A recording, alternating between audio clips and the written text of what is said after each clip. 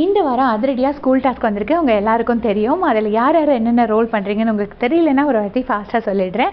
மஞ்சரி தான் வந்து பிரின்ஸிபல், நம்ம அருண் வந்து வைஸ் பிரின்ஸிபல், அவர் தான் கேப்டனாகவும் இருக்கார். அதுக்கப்புறம் ஜெஃப்ரியும் ஜாக்லினும் மஞ்சரியும் 3 பேரும் டீச்சர்ஸாக இருக்காங்க. சிவகுமார் பெல்மேனாக போட்டுட்டாங்க. எப்படியோ கேர்ள்ஸ் அவர்கிட்ட இருந்து சேவ் பண்ணிட்டீங்க, அதுக்கே உங்களுக்கு ஒரு தேங்க்ஸ் சொல்லணும். மற்ற எல்லாருமே ஸ்டூடெண்ட்ஸாக இருக்காங்க. இன்றைக்கி வந்துட்டு ஜாக்லின் செகண்ட் ப்ரமோ படி பார்த்தீங்கன்னா ஜாக்லின் வந்து ஒரு கிளாஸில் நிற்கிறாங்க. ஜாக்லின் கிளாஸில் நின்றுட்டு பாய்ஸ் கேர்ள்ஸ் அப்படி தனித்தனியாக உட்காரணுங்கிறது எனக்கு பிடிக்காது, எல்லோரும் சேர்ந்து உட்காருங்க அப்படின்னு சொல்கிறாங்க. உடனே அங்கே இருந்துட்டு வர்ஷினி வராங்க. அவங்க தானே பிரின்ஸிபல், இது என்னோடய ஸ்கூல், எனக்குன்னு ஒரு ரூல்ஸ் இருக்குது, பாய்ஸ் கேர்ள்ஸ் தனித்தனியாக தான் உட்காரணும் அப்படின்னு சொல்கிறாங்க. சொன்னோடனே ஜாக்லின் என்ன மேம் இதில் என்ன இருக்குதுன்னு கேட்குறாங்க. உடனே இது என்னோடய ஸ்கூல், நான் சொல்கிறது தான் கேட்கணும்னு சொல்லிட்டு செம்ம போல்டாக ஆர்டராக இன்றைக்கி தான் வர்ஷினி தெரிஞ்சிருக்காங்க வந்த இத்தனை நாளில். உண்மையிலே நான் அந்த ஒரு நிமிஷத்தை ரசித்தேன்.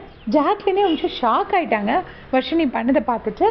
வர்ஷினிக்கு ஒரு நல்ல ஸ்கோப் கொடுத்துருக்கு இந்த கேரக்டர்னு நான் நினைக்கிறேன். பாவம் வந்ததுலேருந்து தெரியாமலே இருந்தாங்க. அவங்கள ஒரு கண்டஸ்டன்ட் தானே, ஏதோ அவங்களோட ஸ்கில்ஸை ஷோகேஸ் பண்ணணும் தானே வந்திருப்பாங்க. அவங்களுக்கு ஒரு சான்ஸ் கிடச்சது எனக்கு உண்மையிலே ரொம்ப ஹாப்பியாக இருக்குது. நம்ம என்னடா அந்த பொண்ணை ரொம்ப அண்டர் எஸ்டிமேட் பண்ணமோ அப்படின்னு தோணுச்சு.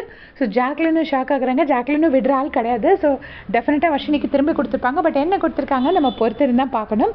இதே மாதிரி பிக் பாஸ் அப்டேட் செஞ்சுக்கிறதுக்கு சேனல் சப்ஸ்கிரைப் பண்ணிக்கோங்க. தேங்க்ஸ் ஃபார் வாட்சிங்.